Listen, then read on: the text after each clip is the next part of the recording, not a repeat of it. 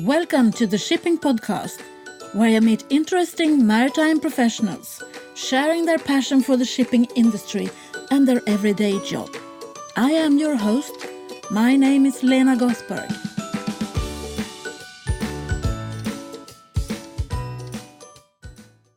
Hello, Shipping Podcast listeners.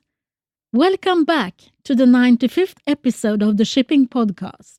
I hope you have listened to many of the previous episodes, but if this is your first, you're more than welcome. Early May, I was invited to take part in the Opening Oceans conference in Copenhagen. That is a conference organized by North Shipping, created to be a roadmap for maritime business leaders to explore the new ocean economy options, discover the synergies with their existing business, meet investment and gateway partners, and make profitable strategic decisions. So, new people, new part of our industry that we haven't been exploring before, the ocean space.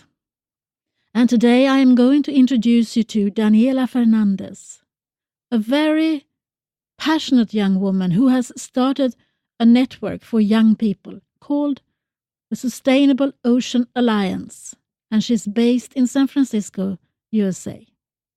I think you need to listen to Daniela. She's so determined to do something about the climate change, and I think we should all join her, even if we are a little bit older than the Young People's Network. This is Daniela Fernandez for you, founder and CEO of the Sustainable Ocean Alliance. Welcome to the Shipping Podcast. Could you please introduce yourself? Sure. My name is Daniela Fernandez, and I'm the founder and CEO of the Sustainable Ocean Alliance, which is a global organization that empowers young people to find new solutions for ocean problems. How did you come in contact with the shipping industry?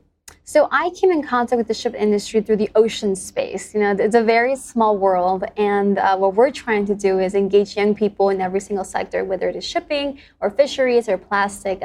We have members who are passionate about solving issues in every single area. So we're trying to figure out, how can we bring innovation to shipping? How can we bring change? How can we can bring a different mentality? And our young people have a lot of ideas and passion behind it. So it's for us a matter of how can we support them in that journey. And what is your background? My background is actually economics and finance. So I did not come from the ocean space per se, but rather I came from the space of being an individual who was very passionate about climate change and who knew that I had to do something to make a difference. And, as a young person, you don't really have an understanding of where to make a change as an individual. So I was in university, my freshman year at Georgetown University in Washington, D.C., where I was invited to attend a meeting at the UN. And at this meeting, I was surrounded by heads of state, by ambassadors, by very high-level people. And I asked myself, why am I the only young person in the room, right? It was very inspiring to see other people who had more expertise. But at the same time, I knew that young people had to be in the room, had to hear about the problems, and have to come up with their own solutions. So I went back to my university and said, how can I bring all of these two worlds together, right? How can we bring young people and how can we have these experts hear about their own ideas and the problems that, the ocean is facing? So that's how the Ocean Alliance was born. And how do you work today? Sure. So now I'm an entrepreneur. Once I graduated from university, I moved to San Francisco to launch Sustainable Ocean Alliance full-time. So we have 3 different programs. The first program is around building the world's largest ocean youth network. So we work with young people ages 16 to 35 who are in high school, in colleges, or in cities and towns, and who are passionate about the ocean, but don't really know how to get involved.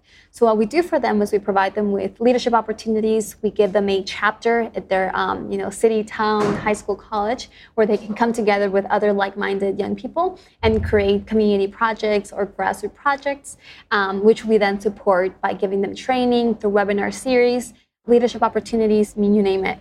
The second component of it is also around events. So we bring our young people to the highest level ocean conferences around the world. We partner with the UN, with National Geographic, with our ocean conferences to make sure that the experience I had as a freshman doesn't repeat, right? Now we have about 200 people, young people, who are attending the Our Ocean Conference in Bali. sitting side by side with heads of state and ambassadors who need to hear their ideas. And the third component is our accelerator. So for our accelerator, we are hosting 5 ocean startups in Silicon Valley, where they'll receive funding, expertise, mentorship, and access to the global community of the investor space, where they can pitch their ideas to. Sounds really exciting, I must say. That was not available when I was your age. So I'm happy that someone is doing that now. Thank you. How many people have gone through the first step, like with the leadership program and things like that? Sure. So we have young people in over 50 countries, and we have about 75 chapters. And every chapter has anywhere between 15 to 300 members, right? So we're growing very quickly. And anyone can become a SOA youth leader. All you have to do is go to our website and sign up and give a commitment to the ocean, whatever it may be. Whether it is wanting to create curriculum in your university, or whether you have a startup idea, or whether you want to advocate for marine protected areas. We don't limit you in what you want to do, but rather we tell young people, what is your passion, what is your interest, and how can we support you as an organization? Have you seen any changes yet? Have you seen that your work is having an impact? Absolutely, and we see that every day because every single chapter has a different project. For example, our chapter in Peru was able to create a massive education campaign around the importance of marine protected areas. And it was for the first time that they were able to enter the chambers of their government and present to their congressmen why marine protected areas were important to their generation. And the marine protected area legislation passed. And this is one of those things that in the past that they hadn't had support from the Sustainable Ocean Alliance. We were able to help them create a campaign with Sylvia Earle, right? Having her do a campaign with them. So just making sure that we give them the right resources and support system that they need to make them successful. So that's just one example of change. And then we have our 5 startups that are creating different technologies to help the ocean as well. Very, very exciting. I can understand that the long-term goal is oceans that are healthy and so on. But how do you see that happening in the long perspective? Sure. So our vision is to change the mentality of an entire generation. Young people for too long have been complacent and putting the responsibility on third parties. We have been taught that the government has to fix that or that corporations is their job, right? I think for us, it's about shifting the mentality of young people to say, you have to take ownership of these problems. You have to act with a sense of urgency, and you have to do this as soon as you can. So if we can change the mentality of an entire generation to say, we are responsible for these problems and here how we're going to make change happen, I think that's success. As opposed to having people sign petitions or having people, turn to a third party, we want to say, become an entrepreneur today, right? Go advocate for changing your company that you're working at. As a consumer, stop using plastic straws. In your shipping, company, go and talk about innovation, right? Convince the people who are higher level to do an incubator. Whatever it is, I think that young people are growing up with a mentality that it is on their shoulders to fix these issues, and it is their opportunity to also be innovative and be entrepreneurial in their own way. So I think that's our long-term vision. Yeah, and I know some people in the shipping industry, my age, so they are not that much thinking about innovation in that sense. They do think about innovation when it comes to their ships, because that's usually state of the art. Yeah. But their impact on the oceans, I don't think that has been a big subject for discussion before. Yeah. So how do you get to the people my age to get us to start to think about it? Absolutely. And I think, by having young people come into the workplace, come into the education place with this mindset, I think we can influence, older people to change their ways. Or even an economic argument can be made as well, right? Young people are going to start demanding products that are more sustainable. They're going to start demanding workplaces that have more of an entrepreneurial, innovative, environment. So from demand comes change. And if older people don't listen from, the planet is being hurt, they will listen to their pockets will get hurt soon if they don't change their ways. So I think from the consumer perspective, that's how we can encourage young people to make a difference in what they demand from products, from companies, from retailers. And then on the production side, we can encourage young people to create new services, products, or, designs that will be more innovative and healthy for the planet. So what kind of, in your incubator, what kind of businesses are seeking themselves to you? What are they looking into? Sure. So we had over 150 applications for 5 slots. So very competitive, but it's exciting to see that there is so much demand for this type of support. We are seeing innovations in the blockchain space to track fisheries, anywhere from the second the fish is caught to the second it's sold in the supermarket shelf. Something that in the past hadn't really been thought about or there wasn't technology for. We are seeing innovation in the luxury boat industry. So we have some solar power yachts that we have been presented with. We are seeing innovation in the Internet of Things. So adding sensors to fishing nets, adding sensors to buoys or to surfboards to capture more data and then incentivize people to use that data. We are seeing innovation in the shipping industry as well and seeing how can we use robotics to do more underwater exploration so that there isn't a third-party service that contracts divers, but as opposed to just having a robot. So yeah, there's definitely a lot of opportunities. The most exciting one as well is in the compostable space. So we're looking to see how we can replace plastic with different edible or compostable products. Yeah, that sounds really interesting. The shipping industry is often looked upon as the Cinderella industry. No one knows about us. We must be a little bit touching the same subject here. So how do you think we could become more visible in our industry? I think we need more folks to educate young people about the challenges in the industry and also about the opportunities. Like you said, it's not a very visible industry, and it is often seen as the enemy, right, as a polluter. And I think we can change that understanding of the shipping industry if we have more of a commitment from the shipping industry to say we are here to be more sustainable. We are here to not only be profitable, but also help keep a healthy and clean ocean. So maybe having some type of education campaign around, what are the challenges facing the shipping industry? What are the opportunities there, economic, both, and also for professional and career growth? I think that could be a great way to just educate young people and people in general about what the shipping industry needs and how we can help them. Yeah, because there is a future for the shipping industry. We see and we think that there will be more cargo transported, even though we are looking at 3D printing and local farming and things like that. But how do you see the future for our industry? Yeah, I don't see it going away anytime soon. I see the need for a lot more efficiency, a lot more transparency around, polluting the ocean. And I see a lot of young people demanding for that transparency to take place. So anywhere between, increasing the capacity of vessels to, move at a faster rate, or pollute less, or, have different capabilities in what they're carrying. I think that there is a lot of room for innovation, and Sustainable Ocean Alliance, we're here to help some of these big companies solve those problems. We have companies come to us with big challenges that we then present to our young people and say, hey, this industry is facing this major challenge, and what ideas do we have as this new generation to help them? So yeah, I'm excited for what is to come, and I'm really thrilled that the shipping industry is finally having this conversation about innovation, about growth, about change, because we are excited to work with them.